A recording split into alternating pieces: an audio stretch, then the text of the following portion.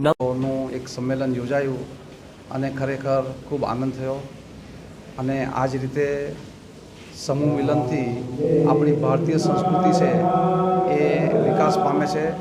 સાથે સાથે અહીંયા જે જૂના જે કર્મચારીઓ છે એના પરિવારના સભ્યો એકબીજાને મળે અને જે જૂની વાતો વાગોળે એનાથી આપણું જીવન સમૃદ્ધ બનતું હોય છે.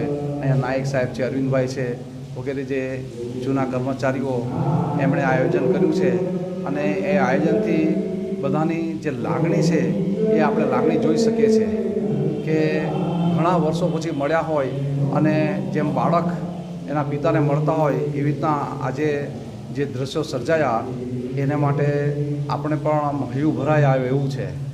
અને બીજી વાત તો એ કે આ બધા કર્મચારીઓ છે એમણે પરમ પૂજ્ય પ્રમુખ સ્વામી મહારાજના પણ ખૂબ આશીર્વાદ લીધા છે. મધુબન કોલોનીમાં સ્વામીએ બધા પર્સનલી બધા કર્મચારીઓને આશીર્વાદ આપેલા. વળી મધુબન ડેમમાં 5 દિવસ સંત શિબિરનું આયોજન કરવામાં આવેલું BAPS સ્વામિનારાયણ સંસ્થા દ્વારા અને ત્યાં લગભગ 500 જેટલા સંતો ત્યાં રોકાયેલા અને એ બધા સંતોના આશીર્વાદ પણ આ કર્મચારીઓને મળ્યા છે. ઘણા વર્ષો પછી આ બધા કર્મચારીઓને રૂબરૂ મળવાનો થયો, ખૂબ આનંદ થયો. આવી જ રીતે હંમેશા માટે સ્નેહ સંમેલન કરતા રહીએ અને જીવનને સમૃદ્ધ બનાવે એવી ભગવાન સ્વામિનારાયણ ગુરુહરિ પ્રમુખ સ્વામી મહારાજ મહંત સ્વામી મહારાજના ચરણોમાં પ્રાર્થના. જય સ્વામિનારાયણ.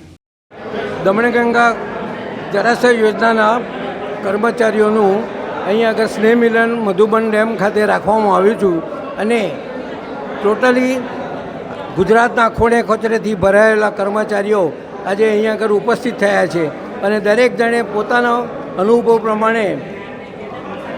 પ્રમાણે એની માહિતી આપી અને એકબીજાના માટે આનંદ લૂંટવો અને સહકારની ભાવના ગોઠવી છે. અને આ કાર્યક્રમને સફળ થવા માટે દૂર દૂરથી બધા જ કર્મચારીઓ અત્રે ઉપસ્થિત થયા છે અને એનો ખૂબ જ લાભ અને ખૂબ જ આનંદ ઉછળ્યો છે.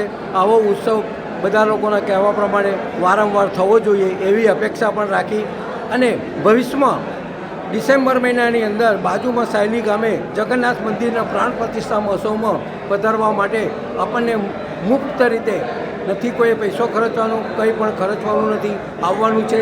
7 દિવસની રહેવાની વ્યવસ્થા બધી મફત કરવામાં આવશે. જય હિન્દ, જય ભારત, જય ગંગેશ્વર.